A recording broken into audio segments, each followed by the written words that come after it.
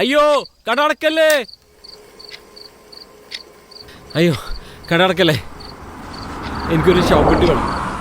ഇല്ല, നോക്കിക്കോ, നിങ്ങൾക്ക് തന്നിട്ടേ ഞാൻ ഈ കട അടക്കുന്നുള്ളൂ. അയ്യോ ഇതെല്ലാം വലുതാണല്ലോ. ഇവിടെ ഈ 4 പെട്ടികൾ മാത്രമേ ഉള്ളൂ.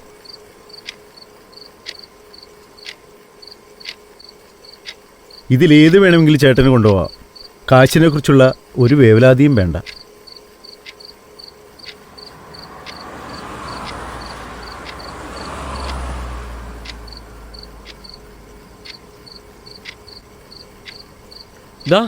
ഇത് മതിയാവും. അയ്യോ, അതിൻ്റെ പണി ഇതുവരെ കഴിഞ്ഞിട്ടില്ല. അയ്യോ അങ്ങനെ പറയല്ലേ ചേട്ടാ, ഇതും കൂടി ചേർത്ത് 7ാമത്തെ കട ഞാൻ കയറി ഇറങ്ങണം. എനിക്കിനി വയ്യ.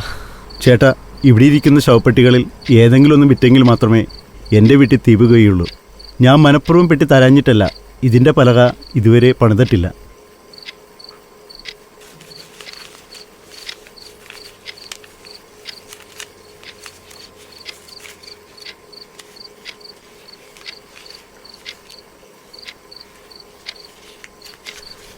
ചേട്ടാ എൻ്റെ കയ്യിൽ ഇതേ ഉള്ളൂ.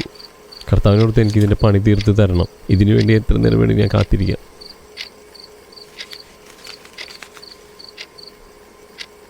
എൻ്റെ ചേട്ടാ, വെളുപ്പാങ്കാലം മുതൽ ഈ കടയും തുറന്ന് ഈ പാതിരാത്രി വരെ ഇവിടെ ഇരിക്കാമെങ്കിൽ ഈ ശവപ്പെട്ടി ശരിയാക്കാൻ വേണ്ടി വരുന്ന അല്പസമയം കൂടി ചെലവഴിക്കാൻ എനിക്ക് വിഷമമുണ്ടായിട്ടല്ല. ഇത് ശരിയാക്കാനുള്ള ഒരു തുണ്ട് പലക കഷ്ണം പോലും ഇവിടെയില്ല. അതല്ല, ഇന്നേ വരെ എൻ്റെ മോൾക്ക് അവളുടെ പാകത്തിനൊത്തൊരു ഉടുപ്പ് പോലും വാങ്ങിക്കൊടുക്കാൻ എനിക്ക് കഴിഞ്ഞിട്ടില്ല. ആദ്യമായിട്ടും അവസാനമായിട്ടും എൻ്റെ മോളൊരു ആഗ്രഹം പറഞ്ഞതല്ലേ, അതെങ്കിലും എനിക്ക് നിറവേറ്റി കൊടുക്കണ്ടേ.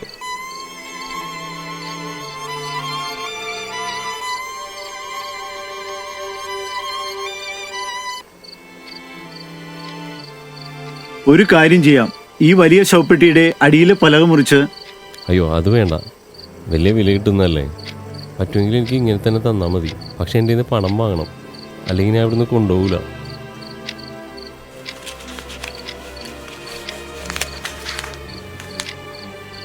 ഇത് വാങ്ങണം, എന്നാലേ ഞാൻ ഇത് ഇവിടുന്ന് കൊണ്ടുപോകും.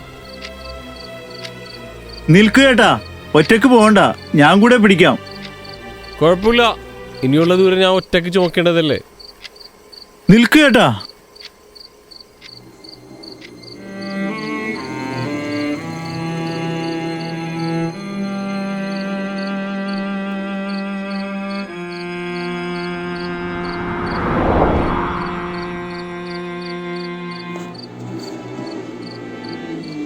ഈ കൂരാക്കൂരിട്ടത്ത് താങ്കൾ ഈ ശവപ്പെട്ടിയുമായി ഒറ്റയ്ക്ക് പോകണ്ട.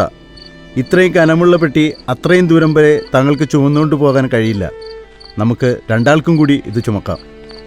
അത് വേണ്ട, ഈ കുറഞ്ഞ പൈസക്ക് എനിക്ക് പെട്ടി തന്ന നിങ്ങളുടെ ആ വലിയ മനസ്സുണ്ടല്ലോ, നന്ദി. താങ്കൾ പോയിക്കോളൂ, നേരെ കുറേ ആയില്ലേ, വീടെത്തേണ്ടതല്ലേ. താങ്കൾ പോകുന്ന വഴി തന്നെയാണ് എൻ്റെയും വീട്.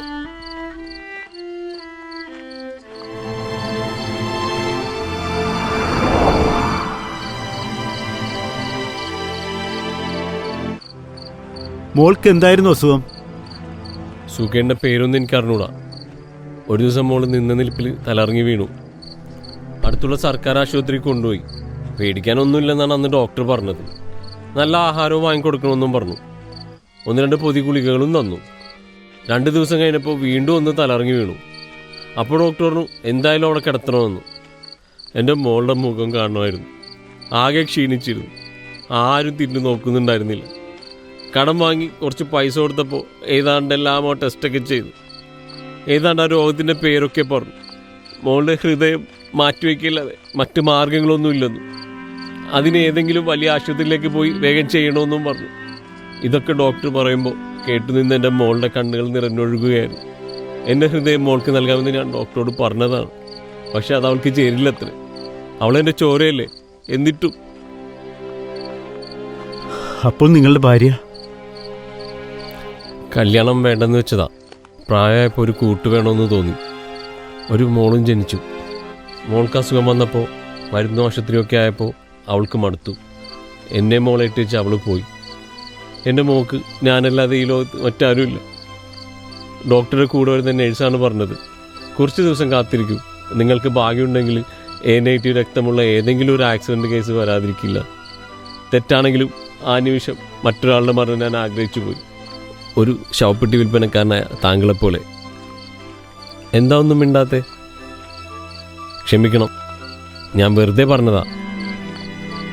ഏയ്, അങ്ങനെയൊന്നുമില്ല.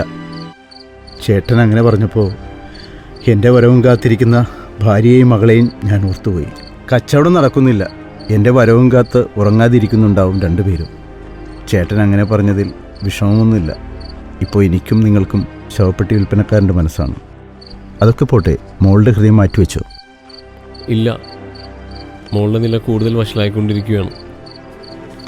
അവസാനം ഇന്ന് രാവിലെ ഡോക്ടർ വന്ന് പറയുകയാണ്, ഞങ്ങളാൽ കഴിയുന്നതൊക്കെ ചെയ്തു, ഇനി ഇങ്ങനെ ഇവിടെ കിടത്തിയിട്ട് കാര്യമില്ല, മോളെ വീട്ടിലേക്ക് കൊണ്ടുവയ്ക്കുമെന്ന്.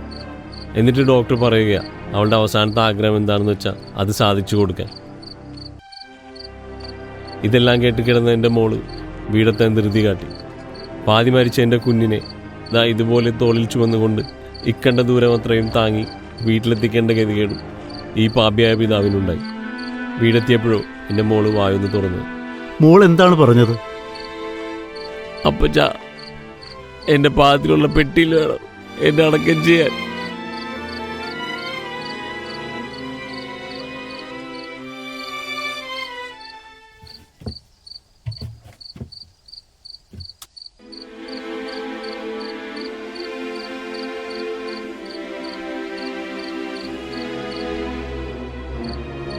അയ്യോ,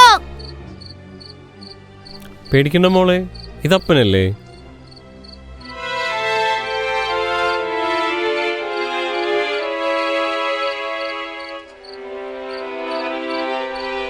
നിങ്ങൾ എന്തിനാണ് കുട്ടിയെ പായൽ പൊതിഞ്ഞു വെച്ചിരിക്കുന്നത്? നിങ്ങൾക്ക് ഭ്രാന്താണോ? അതെ, ഭ്രാന്താണ്. എനിക്കല്ല, ചില മനുഷ്യർക്ക്. കഴുകൻ ശവങ്ങൾ മാത്രമേ ഭക്ഷിക്കുകയുള്ളൂ. പക്ഷെ മനുഷ്യർ ചിലർ. അപ്പ എനിക്ക് പറ്റിയ പെട്ടി കിട്ടിയോ? കിട്ടി മോളെ, കിട്ടി. നിങ്ങൾ എന്താണ് ഈ കാണിക്കുന്നത്? കുട്ടിയെ എങ്ങനെയെങ്കിലും രക്ഷിക്കുന്നതിന് പകരം നിങ്ങൾ എന്താണ് ഈ കാണിക്കുന്നത്? എന്റെ മോളെ എങ്ങോട്ടാണ് ഈ കൊണ്ടുപോകുന്നത്? ഇതേ പ്രായത്തിലുള്ളൊരു മോള് എനിക്കുണ്ടോ? ഈ കുഞ്ഞിന്റെ മുഖം നോക്കുമ്പോൾ എനിക്ക് ആ മകളുടെ രൂപമാണ് മനസ്സിൽ വരുന്നത്. ഈ കുഞ്ഞിനെ നമുക്ക് എവിടെയെങ്കിലും കൊണ്ടുപോയി രക്ഷപ്പെടുത്തണം.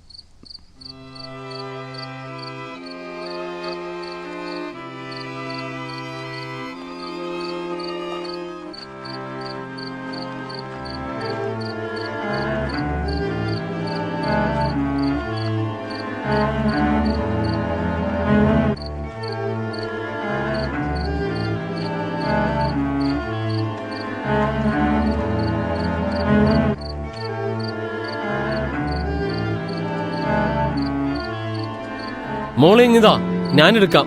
വേണ്ട.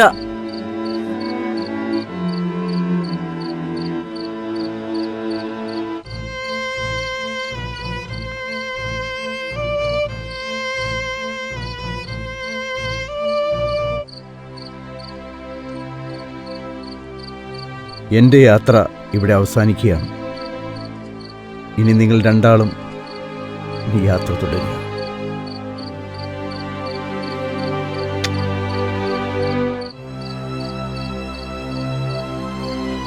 നിങ്ങളുടെ മകളുടെ ഹൃദയത്തിൽ ഞാനെന്നുണ്ടാവും. എന്റെയും നിങ്ങളുടെ മകളുടെയും രക്തഗ്രൂപ്പ് ഒന്നാണ്, എ നെഗറ്റീവ്.